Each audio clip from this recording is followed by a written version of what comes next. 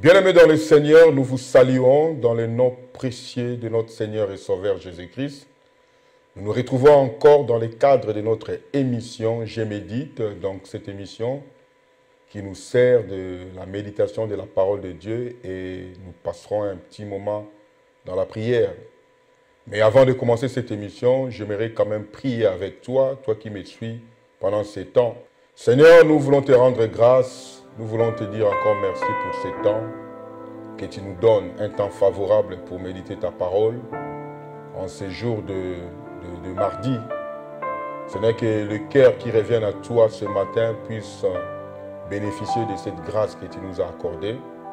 Fais-nous du bien pendant cette méditation, qu'un cœur revienne au bas de ta croix. Au nom de Jésus, nous t'avons ainsi prié et nous disons Amen. Voilà, bien-aimés. Donc, comme vous le savez, nous sommes toujours dans le livre d'Hébreux. Ça fait un bon bout de temps. Aujourd'hui, nous lisons Hébreux chapitre 11. Et nous commençons à partir du verset 24 jusqu'au 31e verset.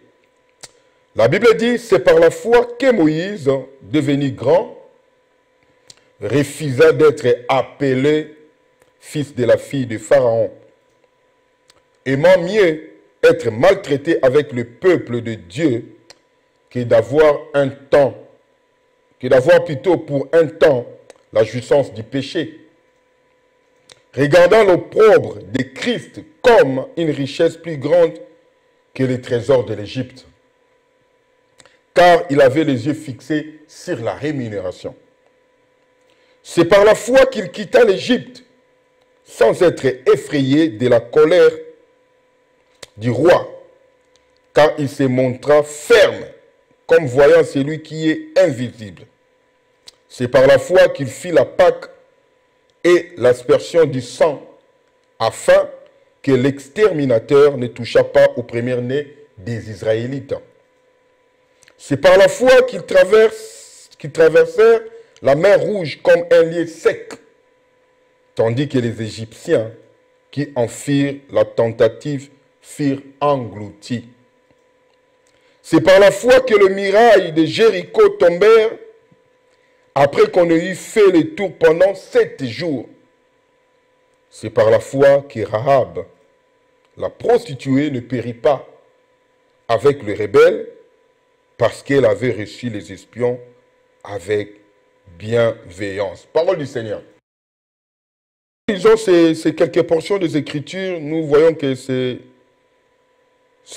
très riche. Voilà pourquoi dès l'entrée de G, nous voulons vous dire que la foi, c'est quelque chose qui doit accompagner tout chrétien. Tout chrétien qui ne vit pas par la foi, tout chrétien qui ne marche pas par la foi, bien aimé, cet homme ou cette femme n'intéresse pas Dieu. La Bible est claire là-dessus, la Bible dit, car sans la foi, il est impossible de lui plaire ou de lui être agréable. Donc celui qui s'approche de Dieu doit premièrement croire que Dieu existe. Donc bien aimé, tout chrétien vit par la foi. Nous marchons par la foi. Nous évoluons par la foi. Accepter Christ, accepter Jésus-Christ, c'est par la foi. Je me pose toujours la question, comment on a accepté quelqu'un qu'on n'a jamais vu? Il faut avoir beaucoup de foi. Voilà pourquoi quand tu es chrétien, bien aimé, quand tu acceptes Jésus-Christ comme ton Seigneur et Sauveur, donc tu as déjà exercé la foi. Parce que tu as crié à celui que tu n'as pas vu. Et la Bible dira même que celui qui n'a pas crié au Fils est déjà condamné. Donc toi qui as crié déjà, tu as exercé la foi et Dieu t'agrée. Mais aujourd'hui, nous lisons la parole du Seigneur nous dit que c'est par la foi que Moïse devenu grand. La Bible insiste, c'est par la foi. Ils n'ont pas dit c'est par connaissance, non. C'est pas par sa force, non. Mais c'est par la foi. Quand il est devenu grand, il a refusé d'être appelé fils de la fille de Pharaon. Bien aimé, laisse-moi te dire déjà ce soir que la fille de Pharaon, ce n'était pas n'importe qui. C'était la princesse. Donc, quelque part, Moïse a refusé le lait plutôt et le miel qui était dans la maison du Pharaon pour aller dans un lieu inconnu, aller dans une souffrance. Donc, tout ça, c'est par la foi. Donc, pour te dire que la foi, c'est un saut dans le vide, saut dans l'inconnu. Quand tu as la foi, bien-aimé, c'est comme si quelqu'un qui marchait les yeux fermés. Est-ce que tu peux marcher les yeux fermés? Est-ce que tu peux voir la route? Et c'est ce que Dieu nous demande, de lui faire confiance. Donc la foi, c'est faire totalement confiance en Dieu. Celui qui a la foi, bien-aimé, c'est celui qui intéresse Dieu. Quand tu n'as pas la foi, bien-aimé, tu n'intéresses pas Dieu. Moïse l'a compris, il a dit non. Moi, je fais confiance à Dieu, totalement confiance. Je ne peux pas être appelé fils de la fille du Pharaon. Parce qu'en réalité, moi, je suis fils de Dieu. La foi, c'est voir avec les yeux fermés. Moïse a vu plus loin. Il a accepté, il a refusé plutôt d'être appelé fils de la fille du Pharaon. La Bible dit, aimant mieux être maltraité avec le peuple de Dieu que d'avoir pour un temps, la jouissance du péché. Il a regardé les déshonneurs. Il a regardé la honte publique que Jésus avait comme déjà une rémunération future.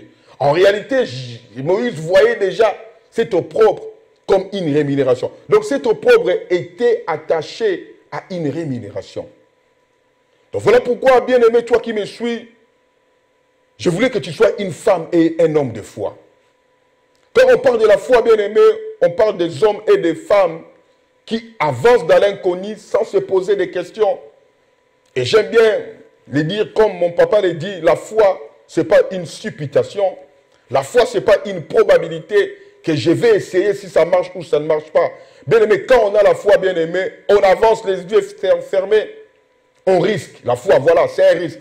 Moïse a risqué. Il a laissé toute la richesse qui était dans la maison pour aller vivre avec des esclaves. Donc, il est devenu lui-même esclave. Donc, Moïse, il a exercé la foi. La foi, c'est quelque chose que toi et moi, nous devons avoir.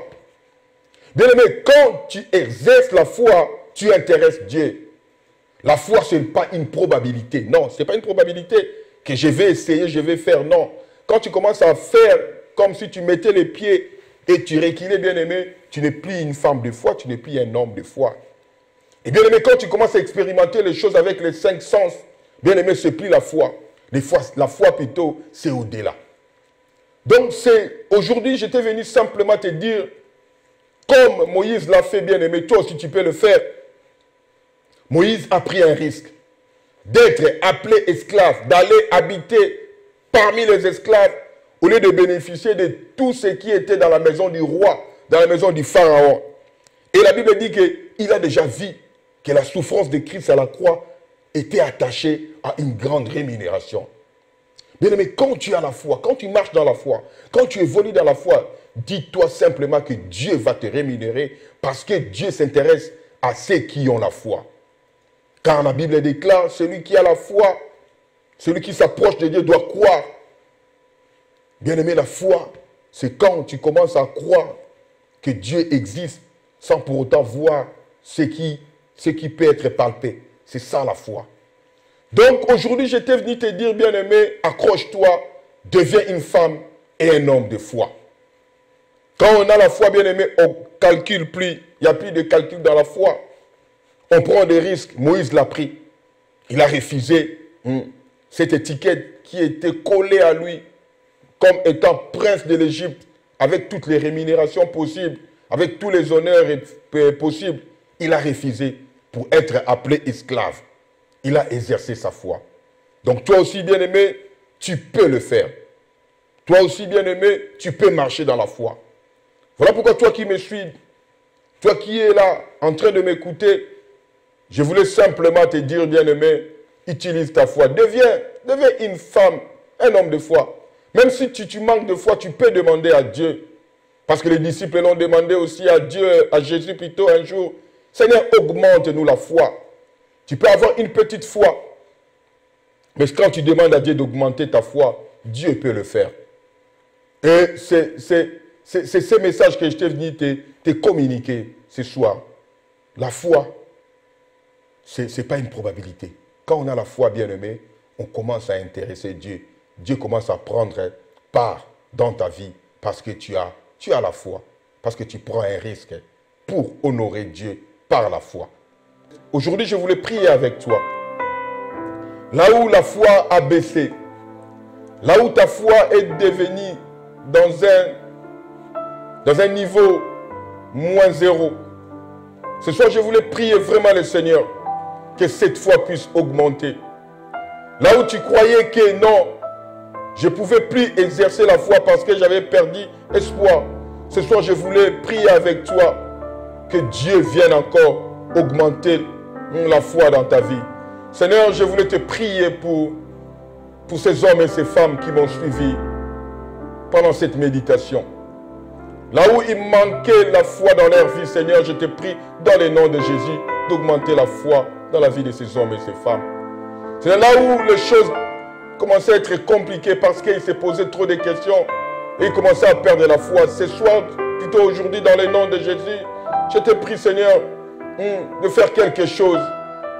Seigneur, là où ils croyaient que non, s'ils abandonnaient, qu'ils ne pouvaient plus être acceptés.